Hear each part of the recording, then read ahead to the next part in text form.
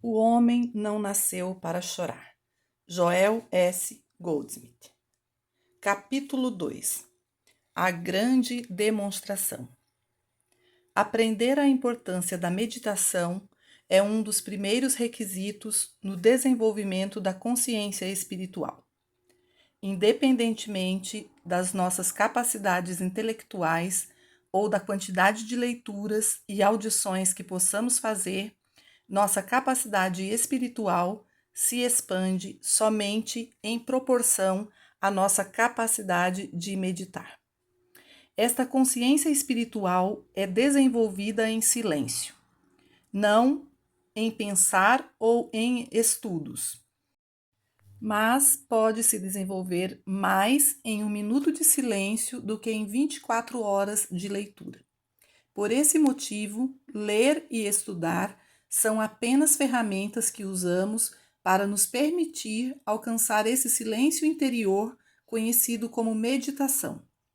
Ao meditar e abrir essa alma interior ou faculdade espiritual, devemos não apenas compreender coisas que conhecemos, mas nunca antes entendidas, mas também coisas das quais nós talvez nunca tenhamos ouvido falar antes. Na serenidade e quietude do silêncio, somos capazes de receber o que não pode ser ouvido através dos ouvidos. Quanto mais frequentemente meditamos, não a duração de tempo em um dado período, mas sim o número de vezes em cada 24 horas, mesmo que de cada vez seja meditação de apenas um minuto ou dois, mais rapidamente será o desenvolvimento de nossa consciência espiritual e mais rápida será a harmonia espiritual trazida para a nossa experiência. Quando nossos olhos estão fechados e nós estamos em meio à escuridão, encontramos todo o reino de Deus lá, pronto para derramar-se em nossa mente, nosso corpo, nossa casa, nossos negócios e até mesmo nos nossos bolsos.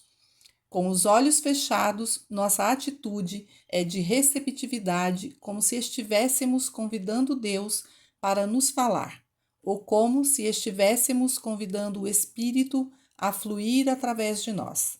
Nossa parte é lembrar que a plenitude de Deus está dentro de nós, e na medida em que serenamos, o Espírito se manifesta em nossa experiência. O infinito é a medida do nosso ser. O primeiro e maior princípio do caminho infinito, o princípio em que toda a sua atividade foi fundada, é que Deus constitui um ser individual, seu ser e o meu ser. Deus é a mente em mim, a vida, a alma, o espírito, e Deus é a minha capacidade. Eu tenho acesso à inteligência infinita, à vida infinita e eterna. Tenho acesso à provisão infinita, harmonia infinita, paz e perfeição. A tudo isso, porque tenho acesso ao infinito. Esse infinito pode ser trazido para a nossa experiência apenas em proporção ao nosso conhecimento da verdade. Conhecereis a verdade e a verdade vos libertará. João 8. Não é a verdade que nos liberta, é conhecer a verdade. Portanto, devemos saber disso. Nada menos que saber que o infinito constitui a natureza e o caráter, a qualidade e a quantidade de nosso ser. Podemos demonstrar esse infinito na proporção de nossa percepção e realização dessa compreensão. Apenas o conhecimento de que Deus é a nossa mente não nos permitirá ser infinitamente inteligentes. É a convicção de que Deus constitui a nossa mente que faz a sabedoria infinita de Deus disponível como nossa capacidade individual de entender, conhecer, discernir e produzir. Jesus disse: Eu não posso de mim mesmo fazer coisa alguma. João 5. E podemos ir mais longe dizendo: Eu por mim mesmo não posso ser nada. Eu por mim mesmo não posso ter nada. Mas por minha unidade com Deus, tudo que o Pai tem é meu. A infinitude de Deus se torna individualmente nossa, por causa de nossa relação divina com Deus e por nossa percepção consciente dessa verdade. A presença de Deus é a única demonstração necessária. Por isso vos digo, não andeis cuidadosos quanto à vossa vida, pelo que haveis de comer ou pelo que haveis de beber, nem quanto ao vosso corpo, pelo que haveis de vestir. Vosso Pai Celestial bem sabe que necessitais de todas estas coisas. Mateus 6. Este é o princípio sobre o qual a manifestação de toda a nossa vida deve ser fundada. Nunca devemos tentar manifestar nada em nenhum momento, nem saúde, nem riqueza, suprimento, negócios, lar ou companheirismo.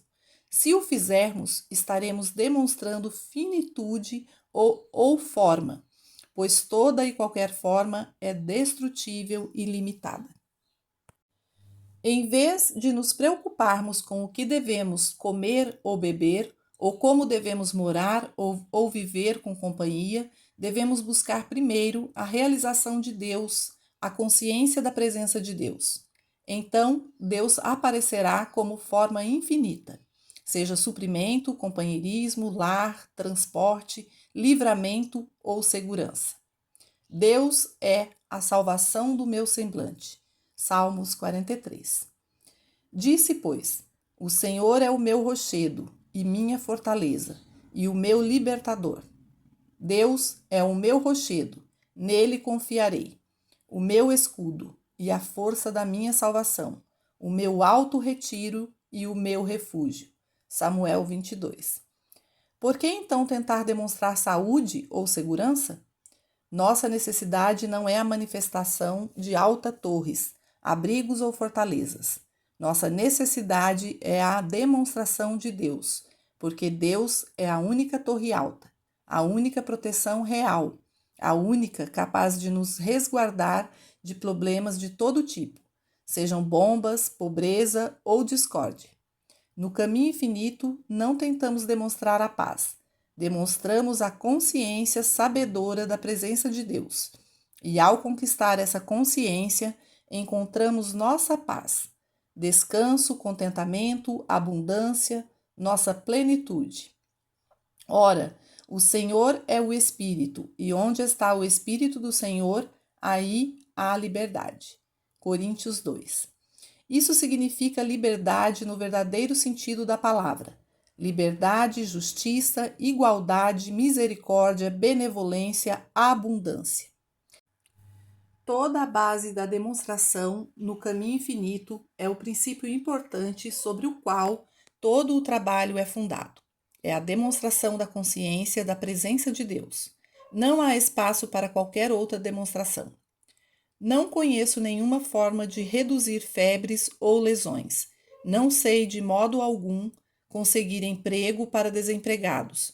Eu não sei resolver desentendimentos em famílias, empresas ou comunidades. No entanto, o trabalho do caminho infinito resolveu disputas entre administrações e trabalho. Trouxe harmonia entre as famílias e entre todos os tipos de seres humanos. E, no entanto, nenhum de nós deste trabalho saberia como realizar esses fins, exceto de uma forma. Quando somos chamados por ajuda através de uma contemplação da verdade, o que podemos chamar de tratamento, conduzimos-nos a um lugar de quietude, em que a presença de Deus é percebida e realmente sentida. Deus se torna algo mais que uma palavra ou um conceito que possamos ter em mente. Deus se torna uma realidade, uma presença que pode ser sentida, conhecida e realizada. É uma presença tão real que se torna tangível dentro de nós, que quase podemos acreditar que vimos Deus face a face. Eu sei que se eu não o vi face a face, ao menos senti seu toque muitas vezes. Eu o senti como gentil presença, às vezes interior, às vezes não. Mas isso é provocado pela contemplação de Deus, habitando e meditando em Deus como uma realidade, sempre presente. independente do nome ou da natureza do problema que qualquer um de nós possa enfrentar, a solução reside na percepção e realização desta presença de Deus dentro de nós. E depois, deixando a presença de Deus se antecipar para preparar um lugar para nós, caminhar ao nosso lado como proteção e vir atrás de nós como retaguarda. Deus não pode ser definido ou analisado, mas Deus pode ser percebido e sentido como uma presença invisível. Que ninguém cometa o erro de tentar entender o que é Deus. Deus está além da nossa compreensão, porque nossa compreensão é finita e Deus é infinito. Estava certo o que disse Maimonides, o místico hebraico. Dizer que Deus é tudo o que pode ser conhecido sobre Deus. Para dizer que Deus é bom, ou Deus é poderoso, ou Deus está presente, ou Deus é amor, é dizer não mais do que Deus é. Esse é o único reconhecimento que é realmente necessário. Deus é, e com isso vem a realização. Sim, não só Deus é, mas Deus está mais perto do que respirar, mais perto do que mãos e pés. O lugar onde eu estou é solo sagrado. Eu ouço o Pai dizer: Filho, estás sempre comigo, e tudo o que eu tenho é teu. Lucas 15. Sim, tudo o que eu sou, você é. Ainda sobre essa natureza infinita, toda essa quantidade e toda essa qualidade, podemos ainda dizer que qualquer que seja o grau de realização que possamos alcançar, mesmo que seja apenas um grão, apenas um toque, mesmo assim, a realização de Deus apresenta milagres em nossa experiência. Deus aparece cumprindo a necessidade do momento.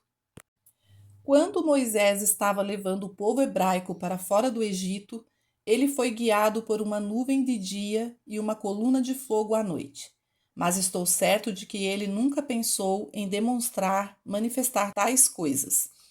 Certamente, tudo o que Moisés sempre almejou foi a presença de Deus, sabendo que aonde ele iria, Deus iria com ele, sabendo que ele não poderia estar fora de Deus, porque ele vivia, se movia e tinha o seu ser em Deus, e Deus nele.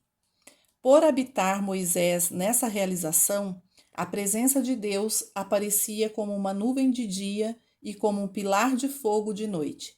E quando foi necessário, a revelação de Deus apareceu como maná caindo do céu. Moisés pensou em maná ou ele pensou apenas em Deus? Onde eu estou, você está. Onde você é, eu sou, porque eu sou o que eu sou. Êxodo 3. Nós somos um. Dizem-nos que o Mestre Cristo Jesus manifestou pães e peixes para a multidão, mas o que ele realmente fez foi olhar para o céu e reconhecer a presença de Deus. E o reconhecimento da presença de Deus apareceu como pães e peixes, pois essa era a necessidade do momento.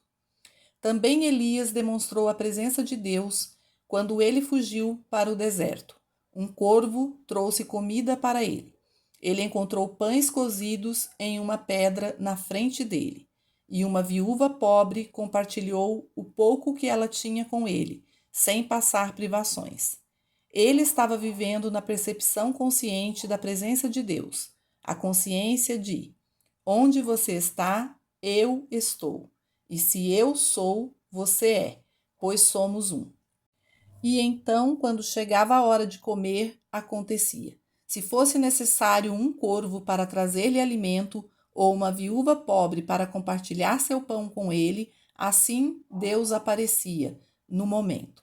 Mas estou certo de que Elias nunca pensou em corvos trazendo comida, ou de pães sendo cozidos em pedras para ele. Elias, como revelado nas Escrituras, era um homem que vivia, se movia e tinha o seu ser na consciência constante de Deus, sem nunca, nem por um momento, viver fora da atmosfera de Deus. Ele nunca pensou no que ele devia comer ou beber, ou com o que ele devia se vestir. Ele tinha Deus e essa era a sua suficiência. Paulo tinha a mesma confiança. A minha graça te basta. Coríntios 2. Não foi dito que o dinheiro era sua suficiência, segurança ou prosperidade. Deus disse: minha graça é suficiente para você. E onde está a graça de Deus? Deve preencher todo o espaço, já que nada de Deus pode ser localizado no tempo ou espaço. Não há tempo nem espaço onde Deus não esteja e onde a totalidade e a plenitude de Deus não esteja. Então, com toda a nossa diligência, devemos alcançar Deus. E então todas essas coisas serão acrescentadas a nós. Na tua presença, a fartura de alegrias. A tua mão direita, há delícias perpetuamente. Salmos 16. Com toda a nossa vontade, devemos pensar apenas na presença de Deus, porque quando estamos na presença de Deus, estamos na presença da plenitude. Plenitude da saúde, plenitude da moral, plenitude das relações boas e harmoniosas, abundância no trabalho, ainda com 12 cestos cheios sobrando. Essa presença transcendental, aquilo que chamamos de consciência de Deus, é a substância da nossa demonstração. Quando temos a substância que é Deus, temos todas as formas necessárias para o nosso desenvolvimento ou manifestação. O problema da provisão está sempre presente, já que nunca há um dia ou um momento de um dia em que não haja necessidade de suprimento, de uma forma ou de outra. Uma dessas formas, muito necessária, é o dinheiro, mas o dinheiro sempre toma a forma necessária em tempo e local específicos. Enquanto viajo, noto que nos Estados Unidos o dinheiro aparece como dólares, na Inglaterra, como notas de libra e xelins, na Alemanha, como marcos, e na Suíça e França, como francos.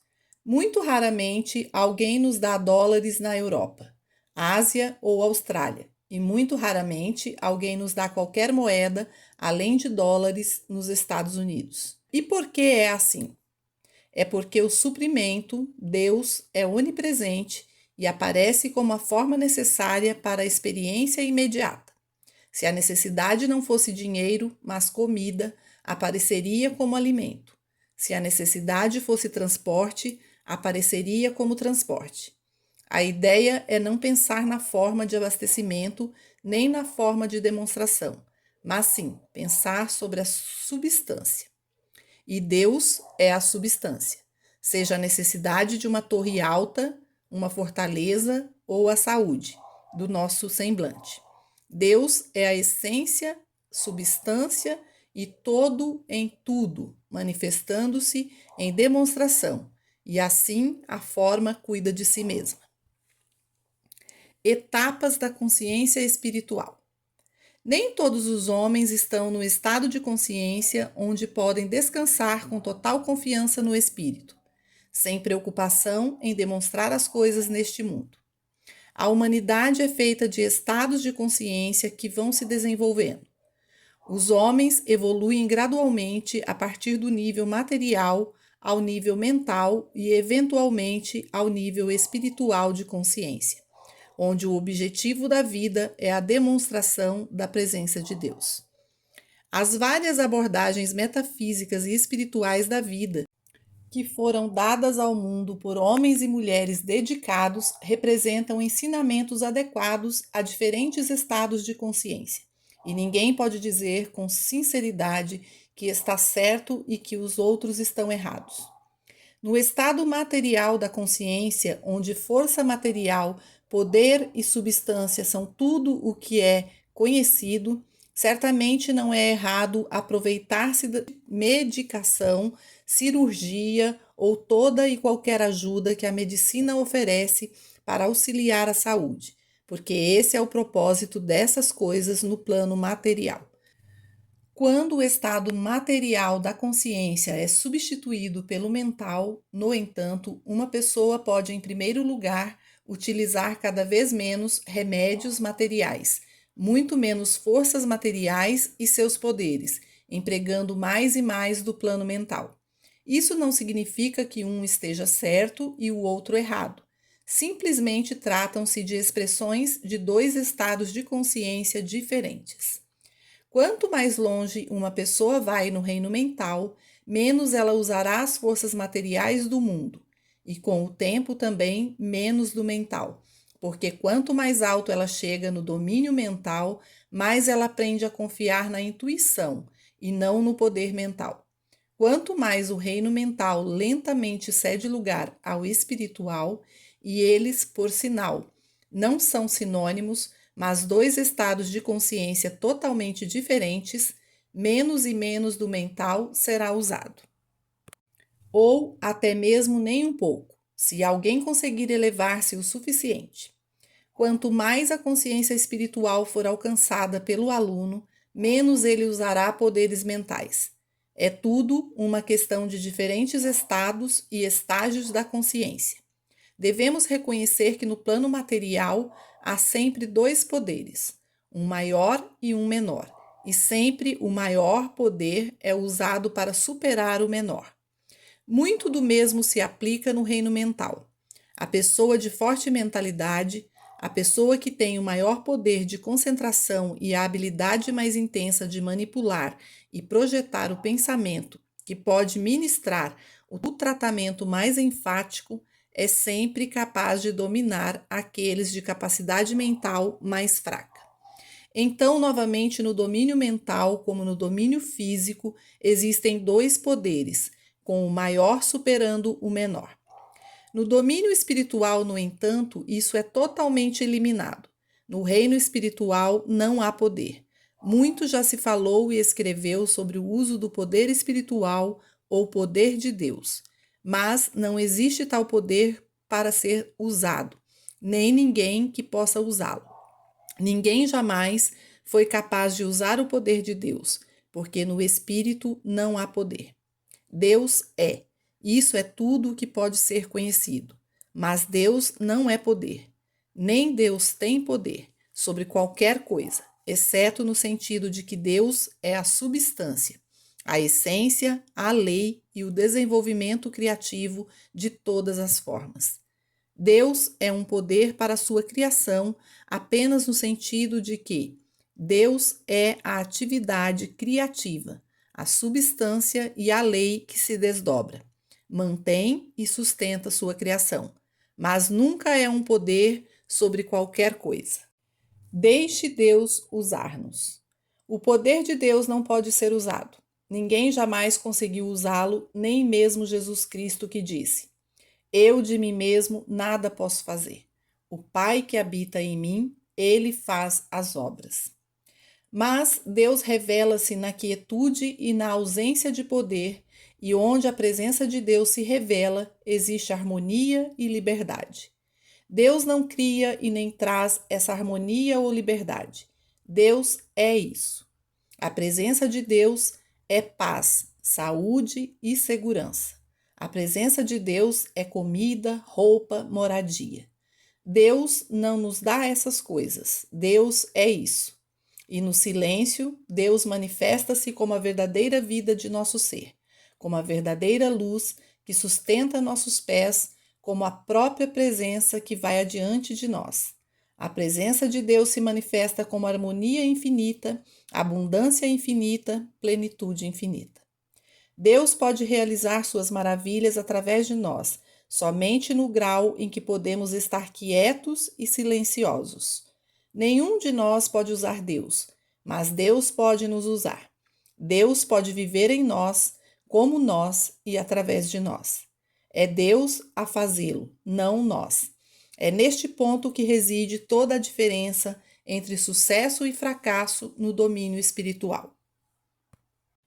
A pessoa que tenta usar o poder espiritual usa meramente o poder de sua própria mente, porque ninguém pode usar o infinito, que é Deus.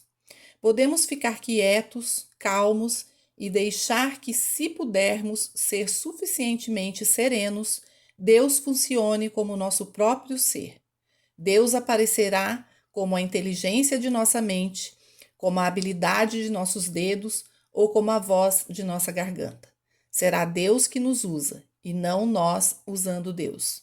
Você pode usar seus músculos, você pode usar seu corpo, você pode usar a sua mente, mas isso é o limite onde você tem que parar. Você não pode usar Deus, porque Deus é a essência de seu ser. E ainda que haja você separado do seu corpo, não há você separado de Deus. Além do corpo e além da mente, há um você, mas você não está separado de Deus. Portanto, não há como você usar Deus. Só há Deus aparecendo como você, Deus operando e vivendo como você. Este é o significado da encarnação. Este é o significado da palavra do Mestre, o Pai que habita em mim. E de Paulo: eu vivo, não mais eu, mas Cristo vive em mim. O Cristo é a sua vida, Deus é a sua vida, Deus é o seu ser, Deus é o eu em você. Vá para Deus, por Deus. Não há espaço na sua consciência para Deus e você. Deus vive como você. Deus é a sua vida. Deus é a sua mente. Deus é seu ser e até mesmo seu corpo é o templo da vida de Deus. Com esta percepção virá a compreensão da unidade, imortalidade, eternidade, infinitude e a convicção de que você está limitado apenas na medida da sua configuração como uma entidade separada de Deus. Ninguém jamais duvidará da imortalidade, uma vez que perceber que Deus constitui seu ser. Não tenho necessidade de poderes, porque o eu que eu sou constitui o todo e o único poder que é o poder espiritual. Não há outros poderes além desse. Deus constitui meu ser e minha vida, e eu posso descansar nessa palavra. O Mestre nos disse: nem só de pão viverá o homem, mas de toda palavra que sai da boca de Deus. Mateus 4. Na medida em que demonstramos a palavra de Deus, nós temos uma provisão infinita para viver. Mas devemos ter certeza de que estamos demonstrando, manifestando apenas a palavra de Deus, não suas formas, mas deixando-a aparecer como a forma necessária. Na última empresa comercial com a qual eu estive envolvido, meu negócio tornou-se pior e pior, até que foi necessário pedir ajuda a um profissional. Mas o meu negócio não melhorou, então eu tive que recorrer à ajuda de outro profissional. E mesmo assim, ainda ficou pior e pior. Antes de eu encerrar, eu tinha consultado 5 profissionais e mesmo assim ainda não havia negócios. O ponto é que quando eu fui a esses especialistas, eu só tinha uma coisa em mente, e não era Deus. Eram mais negócios, mais oportunidades. No que diz respeito a Deus, eu estava falando uma língua estrangeira, e Deus não entendia essa linguagem. Mas quando eu me vi removido do mundo dos negócios e entrei nesta nem um pouco prática atividade espiritual de cura e ensino, o problema da carência desapareceu e o trabalho que os consultores tinham feito para mim começaram a dar frutos. O suprimento agora entrava. Ele entrava de acordo com a vontade de Deus e não a minha, e do modo de Deus, não do meu, e no tempo de Deus, não no meu. Mas isso não aconteceu enquanto houvesse uma individualidade além, fora de Deus, determinando como a demonstração deveria ser, tentando fazer com que Deus a realizasse. Você já parou para pensar o quão ridículo isso deve soar? O homem cuja respiração está nas narinas, indo a Deus para que Deus faça algo por ele, de acordo com a ideia do homem de como deve ser feito. Então aprendemos que não vamos a Deus por negócios ou por dólares, nem vamos a Deus por saúde. Nós vamos a Deus por Deus, e tendo Deus, temos tudo. Mas não teremos tudo enquanto nós tentarmos ter um eu e Deus separados. Não há espaço para mim e para ti, diz Deus, pois preencho todos os espaços. Eu sou um Deus ciumento e não há espaço para senão para mim sozinho. Eu sou tudo. sendo um espectador. O Pai que habita em mim, ele faz as obras. João. Cristo vive em mim. Gálatas. Maior é aquele que está em vós do que aquele que está no mundo. João. Ele cumprirá o que está ordenado ao meu respeito. Jó. O Senhor cumprirá o seu propósito para comigo. Salmos. Estamos nos referindo a um ele em cada uma dessas citações, mas o identificamos como o ele que está dentro de nós. Dessa forma, somos mais capazes de entender o Mestre quando ele diz: aquele que me vê, vê o que me enviou. Eu e meu Pai somos um.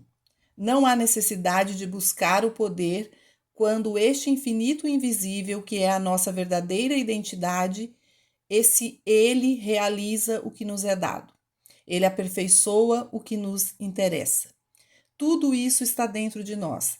Essa convicção imediatamente tira o nosso olhar daqui, nos impede de acreditar que existe alguém neste mundo que pode ajudar a nossa demonstração, ou alguém que pode fazer isso. Isso nos impede de acreditar que precisamos de atração ou influência, ou que precisamos de algo que não temos, pois sabemos que a única coisa de que precisamos, nós já temos. Aquele que está dentro, o Pai interior, o Cristo que vive a nossa vida. Há algo invisível, pode chamá-lo de Cristo, chame-o de Deus, chame-o de Pai interior, chamem-lhe como quiserem. O Espírito de Deus dentro do homem, a consciência transcendental ou essa presença transcendental, mas perceba que é invisível, é infinito e está mais próximo de você do que sua respiração. Se você sobe ao céu, ele vai lá com você. Se você faz a sua cama no inferno, você vai encontrá-lo lá. Se você atravessar o vale da sombra da morte, você não temerá, porque ele estará com você. Porque eis que o reino de Deus está dentro de vós. Viva, mova-se e tenha o seu ser em Deus, e que Deus viva em você. Eu estaria recitando as verdades acima silenciosamente ou oralmente, com os olhos fechados ou abertos, e eu chamaria isso de meditação contemplativa. Ao terminar essa meditação, eu ainda silenciaria e daria o próximo passo, que é: fala, Senhor, porque o teu servo escuta. E como a Escritura diz, ele levantou a voz e a terra se derreteu. Eu manteria meus ouvidos internos abertos como se eu realmente estivesse por ouvir a voz de Deus. Então, comigo ainda sereno, uma manifestação viria para mim daquele invisível infinito. Poderia ser uma mensagem, apenas uma respiração profunda, uma sensação de calor. Eu poderia ser um sentimento como se um peso tivesse saído de meus ombros. Mas, de uma forma ou de outra, dentro de 1 minuto ou 2, eu receberia uma garantia interior.